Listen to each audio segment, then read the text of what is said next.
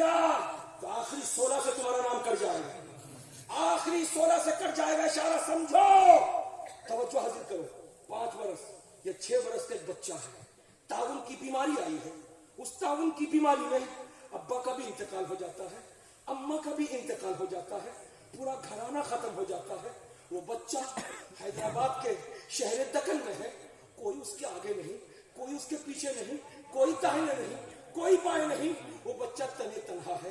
لیکن ایسے عالم میں ایک اللہ والا اس بچے کو قریب کرتا ہے، سینے سے لگاتا ہے اور لگا کر کے کہتا ہے پیارے بیٹے تم کہاں ہو؟ کہ میں یہاں ہوں۔ تمہارا کوئی ہے؟ کہ سب اللہ کے پیارے ہو گئے، کہ میرے ساتھ چلو، میرے گھر میں رہو، جو میں کھاؤں گا میرے بچے کھائیں گے وہ تم کھاؤ گے۔ ادھر وہ بچہ 5 سے 6 سال کی عمر کا بچہ ان کے گھر جاتا ہے۔ یہ معاملہ دکن کا ہے، یہ معاملہ حیدرآباد کا ہے۔ لیکن ایک خدا رسید بزرگ جن کا نام قاسم علی چشتی ہے، یہ رہتے دلی میں ہے، کبھی میران پور کٹرا میں رہتے ہیں، کبھی دلی میں رہتے ہیں، کبھی میران پور کٹرا میں رہتے ہیں۔ خواب میں کونین کے آقا تشریف لاتے ہیں، مصطفیٰ جان رحمت تشریف لاتے ہیں، جلوہ جہاں آرا دکھاتے ہیں، نورانی شکل دکھاتے ہیں، کالے کالے زلف دکھاتے ہیں۔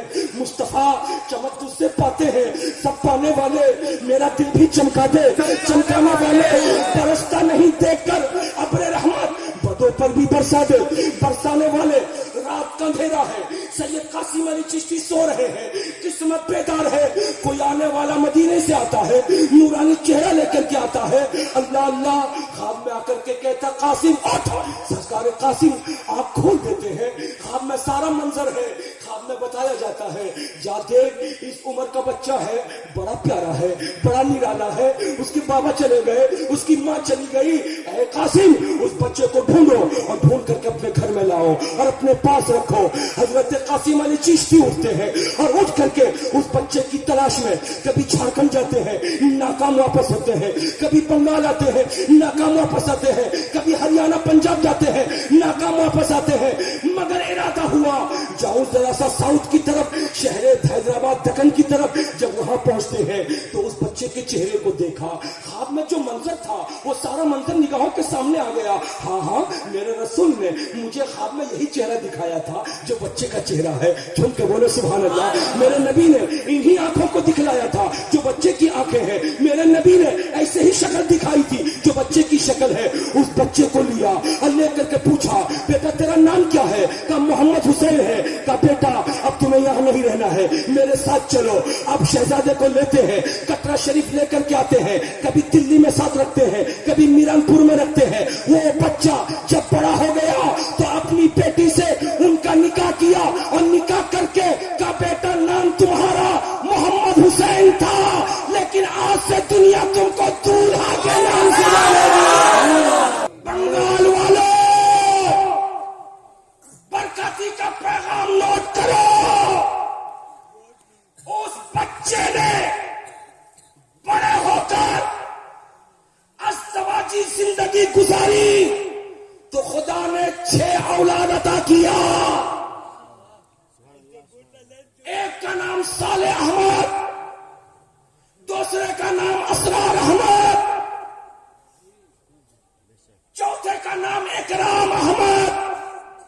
ان تینوں کے بیچ میں ایک ہے جس کا نام مسرور احمد۔ سبحان اللہ سبحان اللہ ماشاء اللہ۔ جم کے بول دو پیار سے۔ ہندوستان پاکستان کا بٹوارا نہیں ہوا ابھی۔ اس خدا رسیدہ بزرگ نے بڑے شہزادے صالح احمد سے کہا بیٹا جا تجھ کو میں نے ڈھاکہ اور سیدھ پور کا علاقہ تجھے دیا، وہاں کی ولایت تیرے حوالے۔ بیٹا اسرار احمد تو بھی جا، قطب بن کر کے بنگال کی کھاڑی میں جا، تجھ کو وہاں کی ولایت۔ لیکن جب باری آئی 3 نمبر بیٹے کی، تاج العارفین کی، سبحان اللہ پیار سے بولو، جب باری آئی رسول کونین کے سچے عاشق کی، تو اس بیٹے کے لیے بابا دلہا نے نہ ڈھاکہ کو چوائس کیا، نہ چٹاگام کو چوائس کیا، نہ سیدھ پور کو چوائس کیا، نہ ہندوستان کے اندر مہاراشٹر کو چوائس کیا، نہ راجستھان کو چوائس کیا، نہ گجرات کو چوائس کیا. آپ جیسے شہزادوں کے لیے بابا عبداللہ کی زبان کھلی کہ بیٹا یہ بنگال میں مرشید آباد ہے، یہ مالدہ ہے، یہ بیر بھوم ہے، یہ 24 پرگنہ ہے، یہ اتر دیناج پور ہے. جاؤ مسرور، میں نے تم کو وہاں کی ولایت عطا کر دی ہے. جو میں نے عالم خواب میں سرکار دولہ میاں سے پوچھا تھا، میرے آقا سرکار تاج العارفین سرکار مسرور احمد کلیمی کو آپ نے مالدہ، مرشید آباد اور بنگال کا یہ علاقہ کیوں حصے کیا، ان کے سپرد کیوں کیا؟ تو میرے دلہا میاں کا پیارا جواب آیا. اتنا پیارا جواب اگر آپ سنو گے، اگر سینے میں دل ہوگا، اس دل میں دھڑکن ہوگی، تو انشاءاللہ تعالیٰ تم مچل جاؤ گے.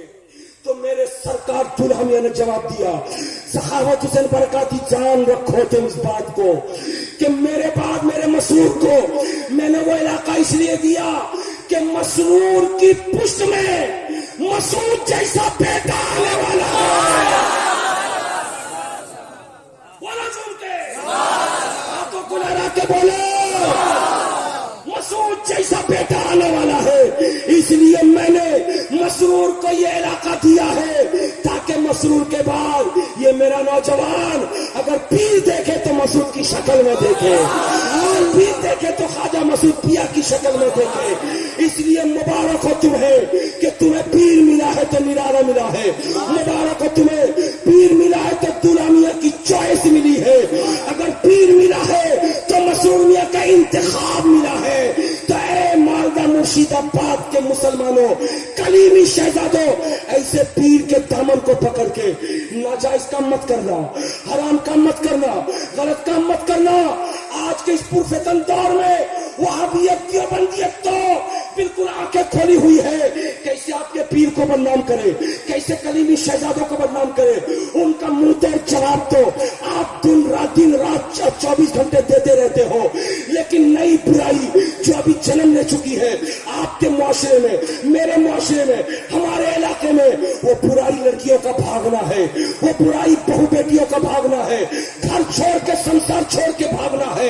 شادیاں اتنی مہنگی تم نے کر دیا ہے، کلیمی نام بھی لکھتے ہو، پھر اپنے بیٹے کی شادی میں ڈیمانڈ بھی کرتے ہو، جس کی وجہ سے غریب باپ بیٹیوں کی شادی نہیں کر پاتا، چھوٹ دے دیتا ہے بیٹیوں کو. بیٹیاں کالج کے نام پر نکلتی ہے تو بھاگتی ہے، یونیورسٹی کے نام پر نکلتی ہے تو بھاگتی ہے، بہویں بھاگتی ہے، بیٹیاں بھاگتی ہے. یاد رکھو، لڑکا برباد ہوگا صرف خاندان کی بدنامی ہوگی. لڑکی اگر برباد ہوگی تو پورا معاشرہ بدنام ہوگا، پورا علاقہ بدنام ہوگا. اس لیے میں کہتا ہوں حضور مسعود ملت کے دامن سے وابستہ رہنے والوں، پیغام نوٹ کرنا، اگر تمہارے علاقے سے کوئی لڑکی بھاگ جائے اور کسی غیر کا ہاتھ پکڑ کے علاقے کے لوگوں کی ناک کٹوا دے، یہ صرف تمہاری بدنامی نہیں ہے، سلسلے کی بھی بدنامی ہے، سلسلے کی بھی بدنامی ہے. سرکار دولہا تم سے خوش نہ ہوں گے، سرکار مسرور تم سے خوش نہ ہوں گے، میرے خواجہ مسعود ملت تم سے خوش نہیں ہوں گے. اس لیے زبان سخاوت حسین برکاتی کی ہے، باتیں خواجہ مسعود ملت کی ہے. تم اگر سلسلے سے محبت کرتے ہو تو بیٹی سے بھی پیار کرو، بہو سے بھی پیار کرو. شادی منگنی کو سستی کر دو، بیمار مت مانگو. شادی ہلکے پھلکے انداز میں کم خرچ میں کرو تاکہ امیروں کی بیٹیوں کے ساتھ ساتھ غریبوں کی بیٹیوں کی بھی شادی ہو جائے اور معاشرے سے کوئی لڑکی بھاگنے کی بھی نہ. زندگی میں وفا کیا، پھر انشاءاللہ ملاقات ہوگی.